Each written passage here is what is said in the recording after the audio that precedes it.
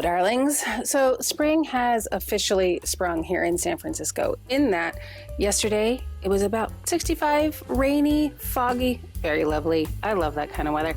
Today, almost 70, very sunny. All the butterflies and bees are out, which is exactly what I wanted. Because I've been thinking, much like many of you, I needed to add a little whimsy to my life. And I thought my garden, which is in a bit of a state right now because our weather has been a little crazy, my garden could use a little whimsy. And not only could my garden use a little whimsy, the bees could use a little watering station. The bugs could use a little hotel. So I thought this week was going to be the perfect week for it. Just given the weather, given the state of everything. So I took the last couple of days to go to my favorite thrift stores, my favorite little antique shops, and see what I could dig up in terms of cute, whimsical little plates, dishes, marbles, rocks, all the things that you need to provide a safe watering place for the bees, because bees need water, obviously, to stay hydrated and to dilute their honey, keep their hives clean, all the good stuff. So I wanted to provide something really cute for them, cute for me, useful for them. Basically, this is useful whimsy. Useful whimsy. Ooh, that's what it is. It's useful whimsy. So I spent the last couple of days poking around, gathering supplies. And today, out in the bright sunshine, I'm going to clean up some spots in my garden that absolutely need it and make some little havens for our little winged friends. It's such a lovely day. It's such a lovely afternoon. I am ready to get my fingers a little dirty and just go enjoy the moment and create a little whimsy. Again, for myself, for the bees. I'm sure the dog will be happy to sleep out in the sunshine while I'm doing it. So let's head outside to craft ourselves some useful whimsy.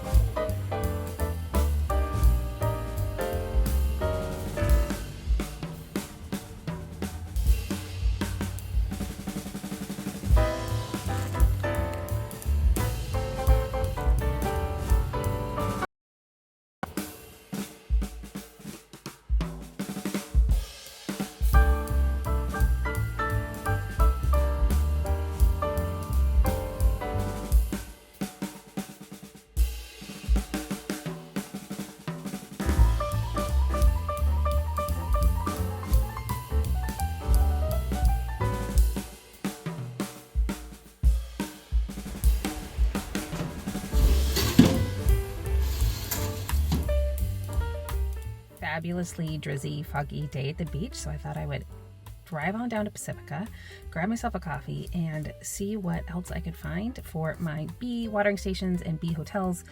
There's a few antique shops and vintagey shops down here. Just thought I'd poke around, see if I can find anything. So let's go get a warm beverage and let's go poke.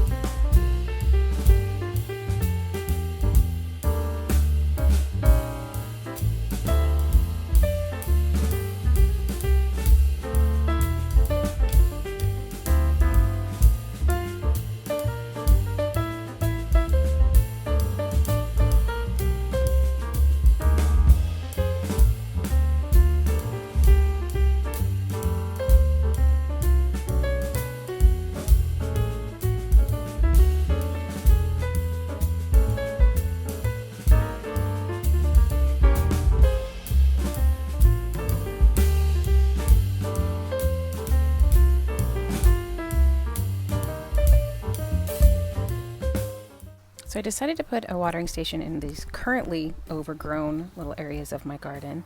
So what that meant was I had to first decide what I was going to use. Out of all of the items that I picked, I found these shells, I found some art glass, I found some fun old aquarium bits, and these marbles. Oh my gosh, I love these. They're antique marbles in this vintage jar.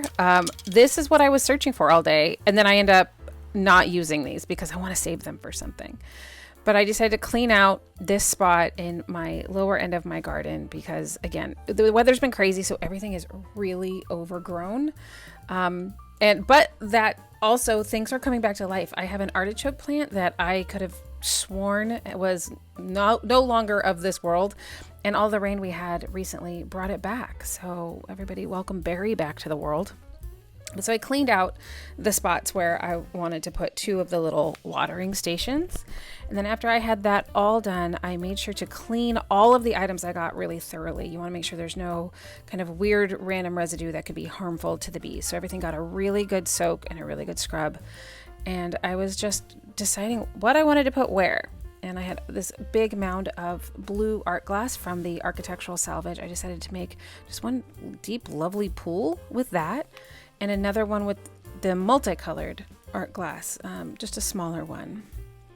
And I wasn't quite sure, what the plan was. I was just going for aesthetics at this point. And the shells seemed to make a perfect fit for this old aquarium log for my bee hotel, bug motel. Basically, you want to have an organic matter like bamboo tubes or rocks or something like shells where bugs can find little crevices to hide out and live. I also have these, they're miniature citrus trees. They're still fairly large pots, but they flower and the bees already really love them. And one of the things with bee watering station is you do want it to have partial shade. So I decided one of these pots would be a perfect spot for the smaller of the 2 bee watering stations.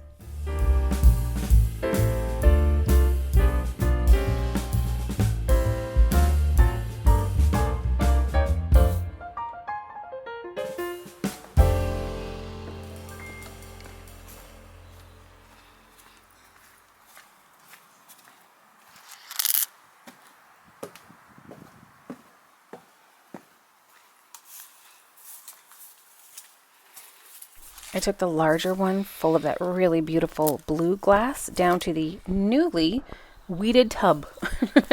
These are giant, horse troughs. I'm not quite sure. We're using them as raised garden beds.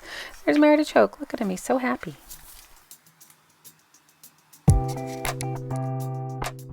For the bug hotel, I wanted to put it in this little crevice of a spot that has some privacy next to this truly horrific temporary storage shed we have during our home renovation. We wanted to make sure we still had access to a lot of our belongings, so we have these temporary shelters outside that I hate. So this cute little bug hotel next to it is going to make me a little happier when I look at it. Well, my nose is running. I've broke a couple nails and I'm a little itchy.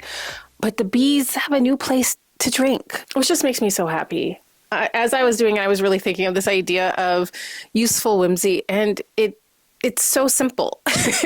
Supporting nature, making yourself happy, having a good mental health moment, it's not complicated. I mean, it can be. But it can also be really, really simple. It can be a few little trinkets, and some creativity. I haven't enjoyed a morning this much in a little while. I really can't breathe. I am really itchy. Oh, the dog and I out in the yard, making sure that, the nature that we love is taken care of, watching the butterflies. It was just so lovely. I think I literally do have dirt on my face. I know my skirt's got dirt on it, and I'm so happy about that. I mean, it's adorable. It's affordable. It's got vintage charm. It's supporting our pollinator friends. What is not to like? Some seriously whimsical charm. It's truly a win-win for whimsy and wildlife, which I am. Now, don't worry. I wasn't going to send you off today just promoting bee health, I wouldn't send you on your way without showing you what other treasures I picked up this week.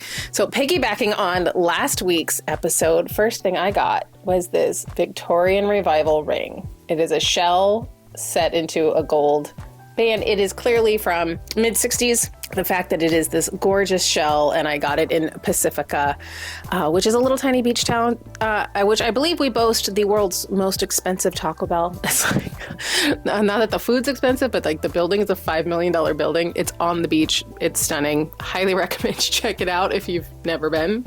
Yeah, so I got this gorgeous shell ring.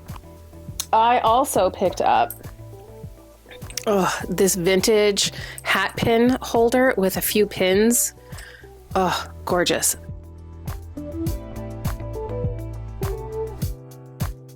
My favorite thing. We're talking Whimsy today, right? This little guy. Vintage pincushion. Look at him.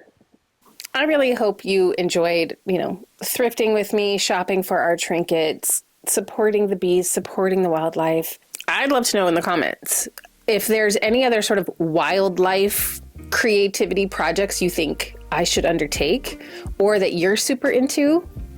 I would love to know, because this whole thing is about rediscovering and exploring creativity. So if you got something new, I'd love to hear about it. If you've got suggestions, put them down below.